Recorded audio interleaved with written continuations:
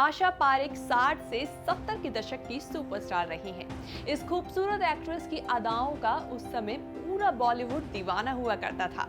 उन्होंने तीसरी मंजिल से कटी पतंग और कटी पतंग से कारवां तक एक से बढ़कर एक हिट फिल्में की। उनके को स्टार लगातार बदलते रहे, मगर आशा का यूनिक स्टाइल सिल्वर स्क्रीन पर करिश्मा दिखाता रहा। रुतबा ऐसा कि उस जमाने में लोग उनसे बात तक करने में कतराते थे। लेकिन इसी बेहतरीन एक्ट्रेस को एक डायरेक्टर ने ये कहकर मना कर दिया था कि उनके अंदर स्टार बनने के कोई भी गुण मौजूद नहीं है। अब भले ही उनके करियर का ग्राफ ऊपर की तरफ चढ़ता रहा हो, लेकिन उनके पर्सनल लाइफ का ग्राफ उतार चढ़ाव के साथ देखने को मिला। आमिर खान के चाचा से प्यार हुआ, लेकिन वो प्यार कभी परवान नहीं चढ़ सका। आज हम इस बेहतरीन एक्ट्रेस की बात इसीलिए कर रहे हैं क्योंकि आज है इनका हैप्पी वाला बर्थडे। तो चलिए आइए इस मौके पर जानते हैं उनके बारे में कुछ अनोखे किस्से। हेलो एंड वेलकम, मैं हूं कीर्ति और आप देख रहे हैं न्यूज़ तक। गुजरात की एक मिडिल क्लास फैमिली में 2 अक्टूबर 1942 को जन्मी आशा पारेख की मां मुस्लिम जबकि पिता एक गुजराती थे। आशा ने बॉलीवुड में एक से बढ़कर एक हिट फिल्में दी। 60 से 70 के दशक तक वो बॉलीवुड की सबसे ज्यादा फीस पाने वाली एक्ट्रेसेस में शुमार हो गई। फिल्मों में तो उनका करियर हिट रहा, लेकिन उनकी निजी जिंदगी उतार चढ़ाव से भरी रही। उन्होंने शादी नहीं की और अकेलेपन के कारण वो डिप्रेशन का शिकार भी हो गई थी। उनकी शादी न करने के पीछे एक वजह ये भी थी कि उस दौर में उनके रुतबे के चलते लड़के उन्हें अप्रोच तक करने में डरते थे। कहा जाता है कि इस वजह से भी उनके प्यार और शादी का सिलसिला बनने में मुश्किल हुई। हालांकि ऐसा नहीं है कि उन्हें कभी किसी से प्यार नहीं हुआ। कहा जाता है कि उन्हें आमिर खान के चाचा और फिल्म मेकर नासिर हुसैन से प्यार था, लेकिन नासिर साहब पहले से ही शादीशुदा थे और आशा पारेख उनका घर नहीं तोड़ना चाहती थी।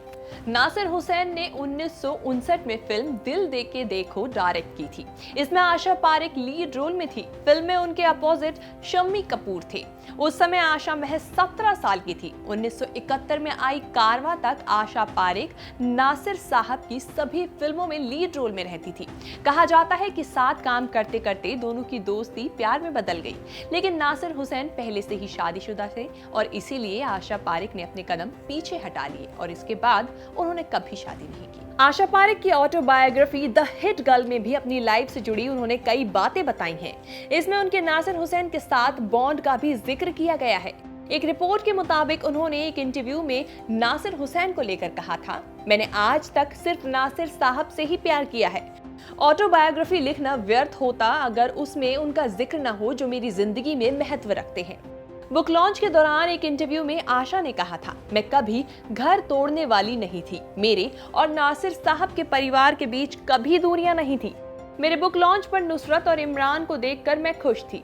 मुझे लगता है कि मैंने अपनी जिंदगी अच्छे से जी, बिना किसी को दर्द पहुंचाए। उनके फिल्मी सफर की बात करें तो 1952 में फिल्म आसमान के साथ एक चाइल्ड आर्टिस्ट के तौर पर उन्होंने काम करना शुरू किया था, लेकिन उनकी फिल्में फ्लॉप रही। इसके बाद फिल्म गूंज उठी शहनाई के लिए उन्हें डायरेक्टर विजय भट्ट ने ये कहकर रिजेक्ट कर दिया कि उनके अंदर स्टार बनने की कोई भी गुण मौजूद नहीं है।